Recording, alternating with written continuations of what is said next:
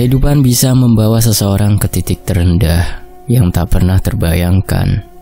Saat terjebak dalam jurang kebangkrutan, di mana hutang menumpuk dan tak ada jalan keluar yang terlihat, seseorang bisa kehilangan akal sehat, terutama ketika iman mulai goyah. Inilah yang dialami oleh seorang pria bernama Karto.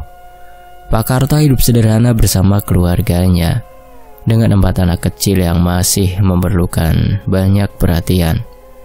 Sebagai seorang tukang becak, penghasilannya tak menentu. Kadang cukup untuk makan sehari, kadang sepi tanpa satupun penumpang. Seringkali ia pulang dengan tangan hampa, sementara keperluan keluarganya terus mendesak. Suatu hari, anak bungsunya yang baru berusia 2 tahun tiba-tiba jatuh sakit. Demamnya tinggi tak kunjung turun. Pak Karta kebingungan. Ia tak punya uang untuk membawa anaknya ke dokter, apalagi ke rumah sakit. Dengan berat hati ia meminjam uang dari tetangganya, Bu Sarmi, untuk membiayai pengobatan anaknya. Namun meskipun sudah berobat, demam si bungsu tak kunjung sembuh. Waktu berlalu dan sakit anaknya semakin parah. Pak Karta semakin tertekan karena tak hanya keuangan yang terus memburuk, tetapi harapan untuk melihat anaknya sembuh pun semakin memudar. Hingga suatu hari, teman lamanya, Pak Cismanto, datang berkunjung dan menyarankan agar anaknya dibawa ke rumah sakit.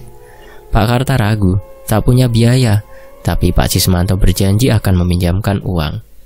Setelah dibawa ke rumah sakit, dokter memastikan bahwa anak Pak Karta terkena tipes dan harus dirawat inap. Biayanya tak sedikit. Setiap hari yang berlalu menambah utang Pak Karta, dan perasaan putus asa semakin menghimpitnya. Sambil menunggu di pangkalan becak, pikirannya dipenuhi oleh kekhawatiran tentang biaya rumah sakit dan hutang yang terus bertambah. Di tengah kegelisahannya, seseorang yang tak terduga muncul. Seorang pria bermotor berhenti di depannya. Saat pria itu membuka helm dan masker, Pak Karto terkejut. Itu adalah Bejo, teman sekolahnya dulu yang sekarang tinggal di luar kota. Setelah berpelukan dan berbasa-basi, Pak Karto menceritakan kisah hidupnya yang berat, bagaimana dia terjebak dalam kemiskinan dan kesulitan. Pak Bejo yang sekarang sudah sukses sebagai pebisnis mendengarkan dengan simpati. Namun di balik nasihat-nasihat umum, ia juga membawa pesan yang lebih gelap.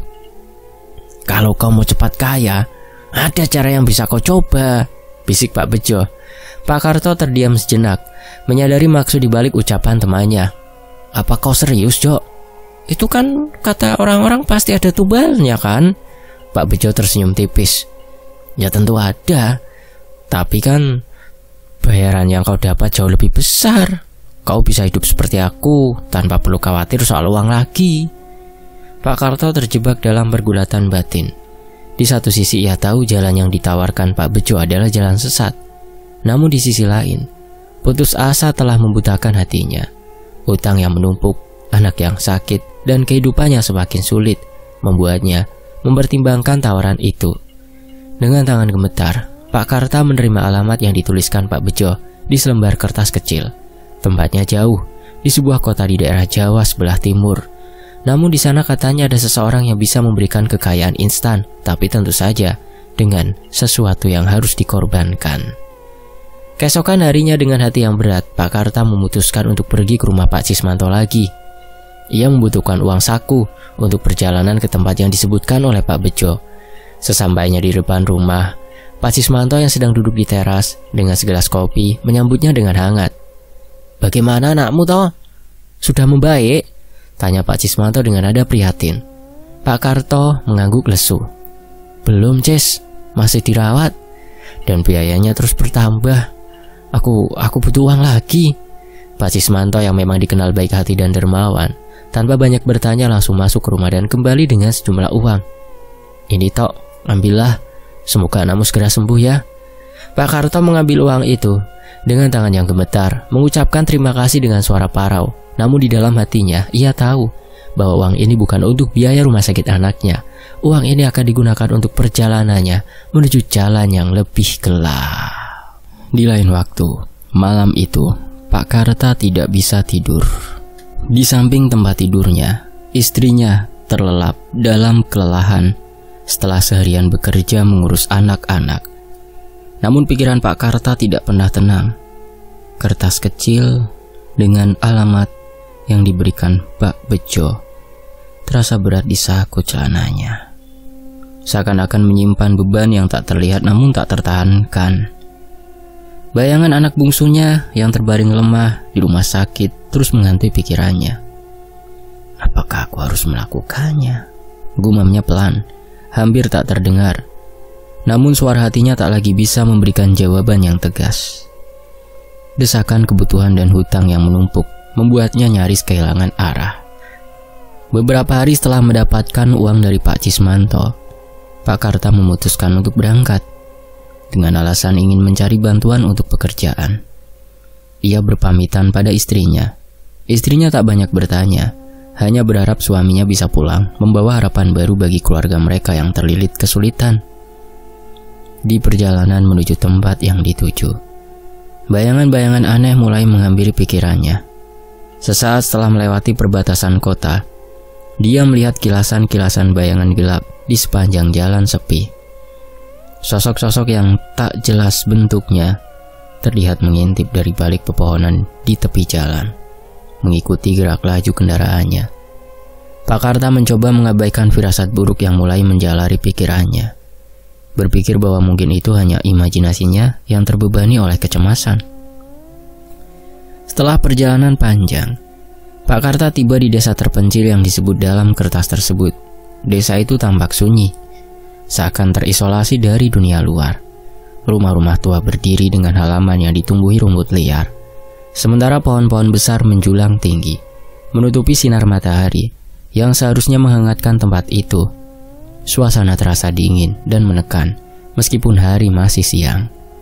Pak Karta mengikuti petunjuk yang diberikan Pak Bejo, hingga akhirnya tiba di sebuah rumah besar yang terlihat jauh lebih tua daripada rumah-rumah lainnya di desa itu. Pintu kayunya yang tebal tampak seakan sudah bertahun-tahun tidak pernah dibuka. Namun begitu Pak Karta mengetuk pintu, seorang lelaki tua berwajah dingin segera membukanya tanpa suara, seakan sudah menunggu kedatangannya. "Masuk," kata lelaki itu singkat tanpa basa-basi. Dengan langkah ragu, Pak Karta melangkah masuk. Di dalam, suasana rumah itu terasa lebih menyeramkan. Udara di dalamnya begitu pengap, dipenuhi oleh aroma dupa dan sesuatu yang busuk. Di sepanjang dinding, terlihat gambar-gambar yang aneh, lukisan-lukisan dari masa lalu yang memperlihatkan sosok-sosok menyeramkan dengan mata menyala, menatap tajam ke arahnya. Perasaan mencekam mulai merayapi dirinya, tetapi tekadnya sudah bulat. Lelaki tua itu mengajaknya duduk di sebuah ruang sempit yang hanya diterangi oleh cahaya lampu teplok. Di atas meja ada beberapa benda yang tak dikenal, termasuk sebuah mangkuk besar yang dipenuhi air kembang. Benda-benda itu tampak seakan menyimpan kekuatan gelap yang tak terlihat. "Apa kau siap untuk menerima apa yang kau inginkan?" Suara selak lelaki itu menggelegar di ruangan yang sunyi. Pak Karto menelan ludah. "Iya, apapun itu. Aku butuh uang, Bah, banyak uang. Anak saya sakit dan hutang sudah menumpuk. Saya akan lakukan apa saja." Lelaki tua itu tersenyum tipis, senyum yang membuat bulu kuduk Pak Karta berdiri. "Tapi ingat, semua itu butuh pengorbanan. Apa kau siap berkorban sesuatu yang kau anggap berharga di dirimu sendiri?" Pak Karta menatap pisau itu dengan pandangan kosong. Apa maksudnya, Bah?" tanyanya, meski dalam hatinya ia sudah tahu jawabannya. Lelaki tua itu mendekatkan wajahnya ke arah Pak Karta. "Anakmu, korbankan anakmu. Tumbal pertama adalah darah dari keturunanmu. Hanya itu yang akan memberimu kekayaan yang kau inginkan." Dunia seakan berputar di kepala Pak Karto. Anak bungsunya yang sedang sakit, wajah mungilnya yang lemah, terbayang di benaknya bagaimana mungkin ia bisa menyerahkan darah dagingnya sendiri. Namun suara keputusasaan yang lebih kuat merayapi pikirannya, menghancurkan setiap moral yang masih tersisa. "Ini adalah satu-satunya jalan," bisik suara dalam hatinya yang gelap. "Kau bisa membayar hutangmu. Kau bisa menyelamatkan anak-anakmu yang lain. Ini demi mereka." Dengan tangan gemetar, Pak Karta memegang pisau itu. Ia merasakan hawa dingin yang mengalir dari benda itu, seakan pisau tersebut menghisap setiap kebaikan yang masih tersisa dalam dirinya. tatapan mata lelaki tua itu semakin dalam, seolah-olah menuntunnya untuk melakukan hal yang tak terbayangkan.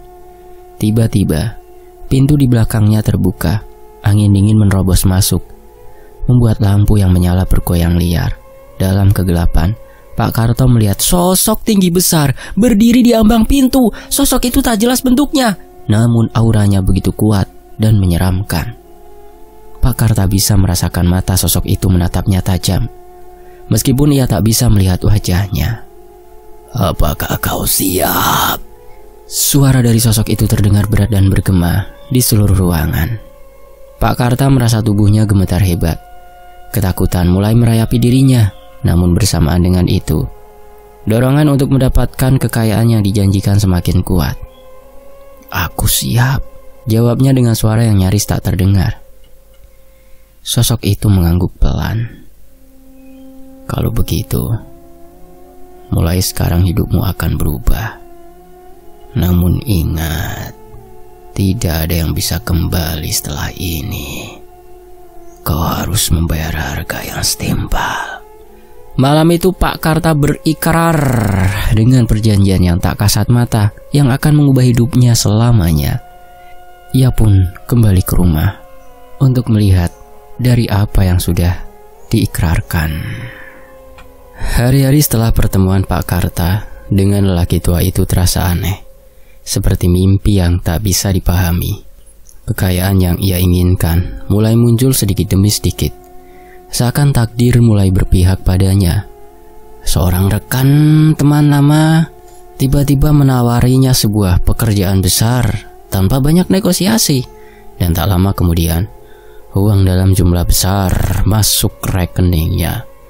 Usaha kecil-kecilan yang selama ini tertatih-tatih berjalan tiba-tiba sembari dia mengayuh becak berkembang pesat. Istrinya mulai tersenyum lebih sering, dan mereka bisa membayar hutang-hutang yang selama ini membelenggu mereka. Anak-anak mereka pun tak lagi harus merasakan hidup dalam kesulitan, dan becaknya pun dikandangkan. Namun ada sesuatu yang tak wajar di balik semua itu. Rumahnya yang dulunya sederhana kini berubah menjadi lebih megah setelah ia merenovasinya. Tetapi suasana rumah itu terasa berbeda. Malam-malam di rumah mereka mulai dipenuhi suara-suara aneh yang tak bisa dijelaskan. Istrinya beberapa kali terbangun di tengah malam karena mendengar suara langkah kaki. Meski tak ada siapapun di rumah, anak-anak mereka juga mulai gelisah, sering terbangun dengan tangisan tanpa sebab.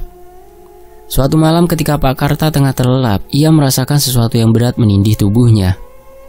Ia terbangun dengan keringat dingin mengalir di dahinya. Matanya berusaha terbuka, tapi seluruh tubuhnya terasa lumpuh. Di sudut kamarnya, dalam kegelapan, ia melihat sosok tinggi besar berdiri menatapnya. Sosok itu memiliki tubuh manusia, tetapi wajahnya tak bisa dilihat dengan jelas. Hanya ada sepasang mata merah menyala, dan kaki berbulu yang aneh, dan menyerupai cakar binatang. "Aku sudah menepati janjiku." Suara berat sosok itu bergema di ruangan yang dingin. "Sekarang tepati janjimu." Pak Karto merasa jantungnya berdegup kencang. Ia tahu apa yang dimaksud oleh sosok itu. Kesuksesan yang ia peroleh bukanlah hadiah tanpa syarat. Ada harga yang harus dibayar, dan harga itu adalah sesuatu yang sangat berharga baginya. Tapi anakku masih kecil," bisik Pak Karto dengan suara gemetar, nyaris tak terdengar. Ia memikirkan anak bungsunya yang selama ini sakit. Anak itu belum pulih sepenuhnya, meski keadaannya mulai membaik setelah mereka memiliki uang untuk pengobatan yang lebih baik. Sosok itu mendekat, dan Pak Karta merasakan hawa dinginnya menusuk hingga ke tulang. "Aku tidak peduli. Janji adalah janji. Tumbal pertama adalah milikku." Pak Karta berusaha bangkit, tetapi tubuhnya tetap terkunci di tempat tidur. Keringat dingin terus mengalir di seluruh tubuhnya, dan perasaan putus asa mulai merayap masuk ke dalam hatinya. Ia tak pernah membayangkan bahwa ia harus menghadapi kenyataan ini secepat itu. Apa yang bisa aku lakukan untuk menundanya?" Tanyanya penuh harap, meski tahu jawabannya mungkin tidak akan memuaskannya. Sosok itu tertawa kecil. Suara tawa yang menggetarkan dinding kamar. "Tidak ada yang bisa menunda waktu kita sudah habis. Jika kau ingin menunda, maka kau harus memberikan sesuatu yang lebih besar. Kau tahu apa yang harus kau serahkan? Pak Karta terdiam. Ia tahu apa yang dimaksud oleh sosok itu. Jika ia ingin menunda tumbal anaknya, maka ia harus menyerahkan sesuatu yang double, jauh lebih besar. Sesuatu yang bahkan lebih berharga daripada darah dagingnya sendiri. Ia harus menyerahkan jiwanya. Ketika sosok itu akhirnya menghilang, Pak Karta terbangun dengan nafas tersengal-sengal. Pagi itu, tubuhnya terasa lebih lemah dari biasanya. Kesehatan fisiknya mulai menurun secara drastis. Sejak malam itu, ia tahu bahwa ini bukan kebetulan. Semakin ia mencoba menunda tumbal, semakin besar tekanan yang diterimanya. Selama beberapa minggu Pak Karta mencari cara lain untuk membatalkan perjanjian itu. Ia menemui dukun-dukun, spiritualis, bahkan pergi ke tempat-tempat keramat yang dianggap bisa membantu. Namun semuanya berkata hal yang sama. Janji itu sudah tertulis. Tak ada jalan keluar. Kau harus menepatinya. Suatu malam, ketika hujan turun dengan deras, Pak Karta mendengar suara jeritan dari kamar anak bungsunya. Ia bergegas masuk dan menemukan anaknya terbaring dengan tubuh menggigil. Wajahnya pucat pasi, dan matanya terbuka lebar menatap langit-langit. Di dalam kamar itu, Pak Karta merasakan kehadiran sosok yang pernah ia lihat sebelumnya. Sosok dengan mata merah, menyala, dan kaki berbulu. Ia berdiri di sudut kamar, menatap anaknya dengan tatapan lapar. Tumbal, bisik sosok itu. Sudah waktunya. Pak Karta berteriak tetapi suaranya tenggelam oleh suara hujan yang semakin deras. Ia merasa dirinya tak berdaya. Tubuh anaknya semakin kaku dan nafasnya mulai tersengal-sengal. Sosok itu mendekat, semakin dekat, sementara Pak Karta hanya bisa melihat dengan ketakutan dan rasa bersalah yang membekukan. Di ambang kehancuran, ketika Pak Karta sudah hampir menyerah, pintu kamar tiba-tiba terbuka lebar. Istrinya berdiri di sana dengan wajah panik. Apa yang terjadi? Kenapa dia? Serunya sambil menangis melihat keadaan anak mereka. Pak Karta tak bisa berkata apa-apa. Ia hanya duduk di lantai, memegangi anaknya yang sudah tak bergerak. Dalam kegelapan malam itu, ia menyadari satu hal yang mengerikan. Semuanya sudah berakhir. Tak ada yang bisa ia lakukan untuk menyelamatkan anaknya. Kesuksesan yang ia dapatkan dengan cara cepat telah menghancurkan segalanya. Kekayaan yang datang secepat kilat berubah menjadi kutukan yang tak bisa ditolak. Dan kini, anaknya menjadi korban pertama. Namun kisah Pak Karta belum berakhir. Sosok itu belum puas hanya dengan satu jiwa. Pak Karta tahu bahwa setelah anaknya akan ada yang lain. Hantu perjanjian gelap itu akan terus menghantui hidupnya, mengambil satu demi satu orang yang ia cintai, sampai akhirnya tak ada yang tersisa. Malam itu, Pak Karta terduduk di sudut kamarnya, menangis dalam keputusasaan. Di luar suara hujan terus bergemuruh, seolah-olah langit pun menangisi takdir kelam yang menunggu di ujung kehidupannya. Malam itu seakan tak pernah usai. Pak Karta duduk membeku di sudut kamar, menatap tubuh anak bungsunya yang telah terkulai lemas di pangkuan istrinya. Jeritan sang istri memecah keheningan malam, memanggil-manggil nama anak mereka. Namun suara itu tak lebih dari gema kesedihan yang semakin menekan jiwa Pak Karta. Semua ini adalah kesalahannya. Keputusan untuk menerima bisikan jahat dari Bejo dan melakukan ritual sesat itu kini menghantui seluruh keluarganya. Tidak ada jalan keluar. Janji yang ia buat dengan entitas gelap itu tak bisa ditarik kembali. Pak Karta hanya bisa menunggu untuk melihat siapa lagi yang akan menjadi korban berikutnya.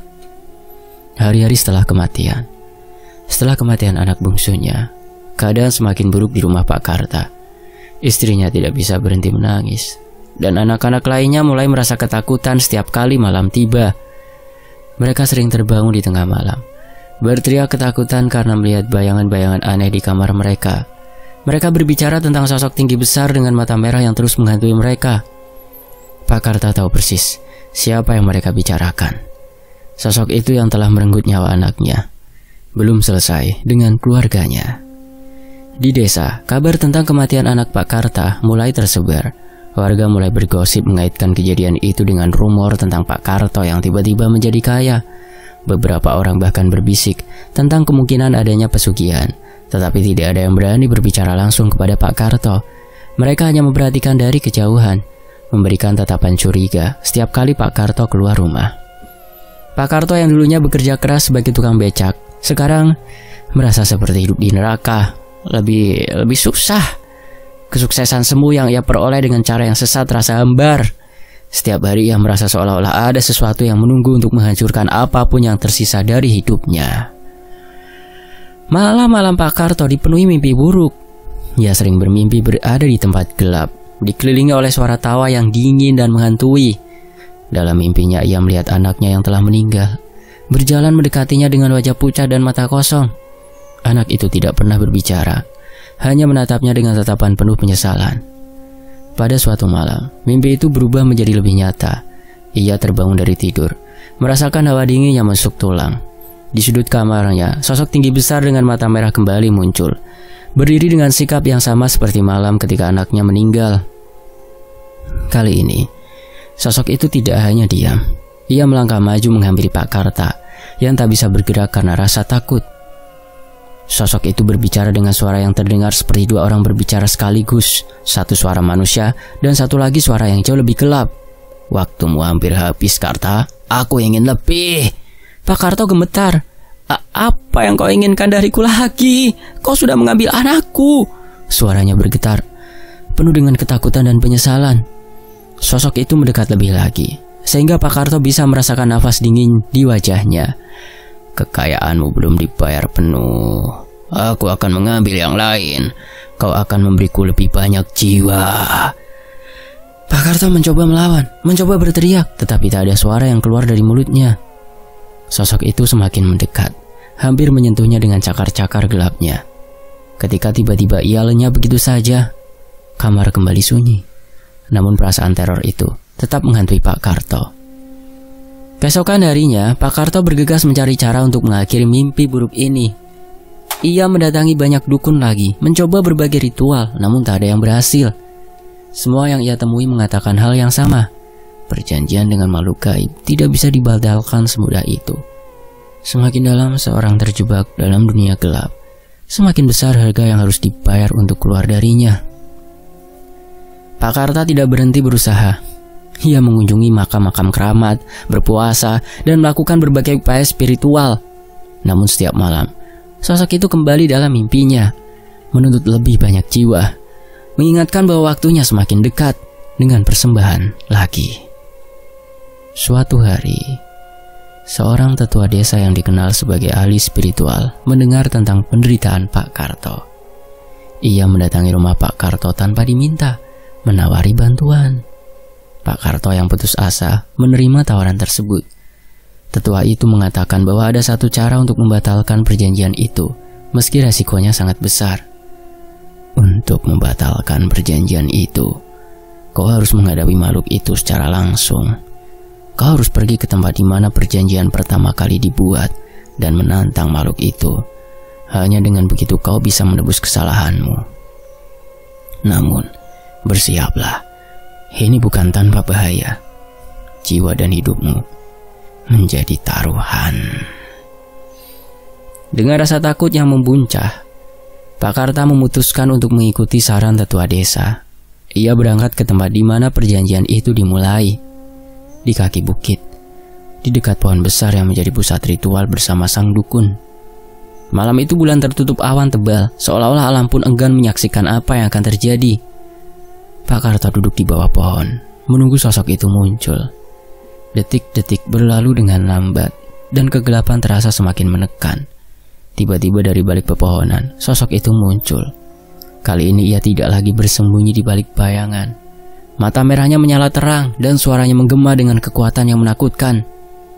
"Kau berani datang ke sini untuk menantangku?" Makhluk itu bertanya dengan suara serak. Pak Karto meski gemetar berdiri tegak. "Aku ingin mengakhiri perjanjian ini. Ambil nyawaku, tapi lepaskan keluargaku." Makhluk itu tertawa panjang, tawa yang membuat bulu kuduk Pak Karto berdiri. "Kau berpikir bisa menebusnya hanya dengan menyerahkan nyawamu? Aku menginginkan lebih. Aku menginginkan semua yang kau cintai." Ketika makhluk itu mengulurkan tangannya untuk menyentuh Pak Karto, tiba-tiba ada cahaya terang yang menyilaukan dari arah pohon besar. Cahaya itu menyelimuti Pak Karto, dan makhluk itu terdorong mundur dengan jeritan marah. Tetua desa yang memberinya petunjuk muncul dari kegelapan, mengucapkan doa-doa yang memanggil kekuatan yang lebih besar. Makhluk itu menghilang dalam jeritan, tapi Pak Karto tahu bahwa ini belum benar-benar berakhir. Perjanjian itu mungkin telah dibatalkan, tetapi bayangan gelap dari keputusan yang ia buat akan terus menghantui hidupnya. Kini Pak Karto kembali ke kehidupan lamanya, namun tanpa kekayaan dan kebahagiaan semu yang pernah ia miliki. Ia harus memulai dari awal dengan rasa penyesalan yang mendalam. Di setiap langkahnya, ia merasakan beban dari perjanjian kelam yang hampir menghancurkan hidup dan keluarganya. Meski ia berhasil menyelamatkan nyawa keluarganya, ia tahu bahwa luka batin dan ketakutan tak akan pernah sepenuhnya hilang. Terima kasih untuk tetua desa yang sudah membantu Pak Karto. Dan kisah ini pun sampai di sini. Semoga terhibur, sampai jumpa di kisah lainnya. Tetap di Tony FS.